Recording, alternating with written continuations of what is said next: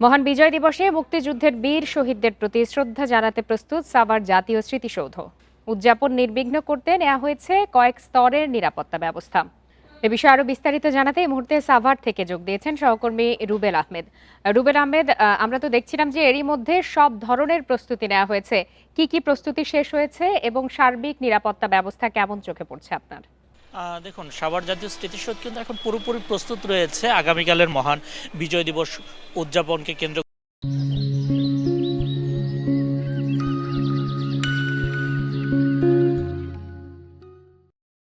এখন প্রস্তুত রয়েছে।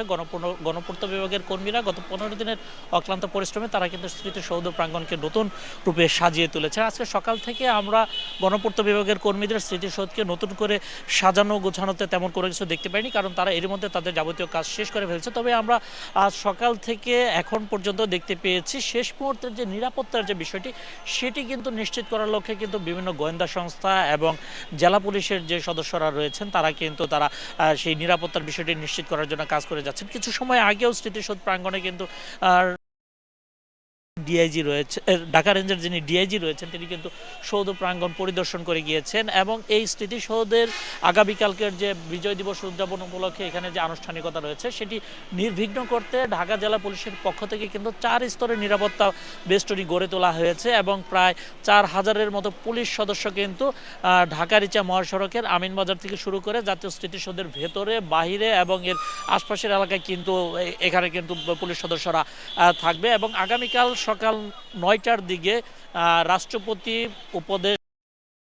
উপদেষ্টা মণ্ডলের সদস্যরা এবং ভিভিআইপি ব্যক্তিরা কিন্তু সাভার জাতীয় স্মৃতিসৌধ প্রাঙ্গণে ফুল দিয়ে শ্রদ্ধা নিবেদন করে চলে যাওয়ার পরে কিন্তু সর্বসাধারণের জন্য সাভার জাতীয় স্মৃতিসৌধ কিন্তু খুলে দেওয়া হবে। তবে আমরা দেখতে পাচ্ছি সাভার জাতীয় স্মৃতিসৌধকে নতুন রূপে সাজানো হয়েছে, নতুন করে গেট তৈরি করা হয়েছে, যার কারণে আজকে বিকাল থেকে আমরা কিন্তু দেখতে পাচ্ছি যে অনেক মানুষজন যারা উৎসুক জনতা রয়েছে তারা কিন্তু সাভার জাতীয় স্মৃতিসৌধের যে ফটক রয়েছে সেই ফটকে কিন্তু তারা কিন্তু ভিড় করছেন। তারা কিন্তু সাভার জাতীয় স্মৃতিসৌধকে যে নতুন করে সাজানো হয়েছে সেটি দেখার জন্য সেই গেটের বাইরে কিন্তু আমরা সকাল থেকে বিভিন্ন পর্যায়ে কিন্তু এই দর্শনার্থীদেরকে আসতে দেখেছি। তবে নিরাপত্তার স্বার্থে পুলিশ কিন্তু সেই দর্শনার্থীদেরকে বুঝিয়ে সরিয়ে দিচ্ছেন এবং তারা বলছেন আগামীকাল সকাল 9টার পরে সর্বস্তরের জনগণের জন্য যখন সাভার জাতীয় স্মৃতিসৌধের গেট খুলে দেওয়া হবে তখন যেন এখানে এই সর্বস্তরের জনতা তখন যেন আসে। এই মুহূর্তে তারা এই যে মানুষজন এসে এখানে ভিড় করছে তাদেরকে সেই ভিড়টি এড়িয়ে চলার জন্য কিন্তু পুলিশের পক্ষ থেকে আহ্বান করা হচ্ছে। এবং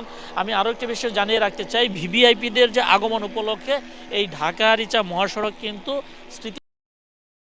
রাত 9টা থেকে রাত 3টা থেকে সকাল 9টা পর্যন্ত কিন্তু স্মৃতিসৌধ এলাকা দিয়ে কিন্তু যান চলাচল বন্ধ থাকবে, যার কারণে ঢাকা জেলা পুলিশের পক্ষ থেকে এই শেষ রাতে যারা ঢাকা রিচা মহাসড়ক ব্যবহার করে রাজধানীর ভেতরে এবং বাহিরে যাতায়াত করবে তাদেরকে কিন্তু বিকল্প সড়ক ব্যবহার করার জন্য ঢাকা জেলা পুলিশের পক্ষ থেকে আহ্বান করা হয়েছে। সব মিলিয়ে যদি বলি, গণপূর্ত বিভাগের কর্মীদের যে প্রস্তুতি সেটিও শেষ হয়েছে, নিরাপত্তার যে বিষয়টি সেটিও এর মধ্যে শেষ হয়ে গেছে। সাভার জাতীয় স্মৃতিসৌধ এখন পুরোপুরি প্রস্তুত রয়েছে আগামীকাল মহান বিজয় দিবস উদযাপন করার। জি, রুবেল আহমেদ, আপনাকে অনেক ধন্যবাদ।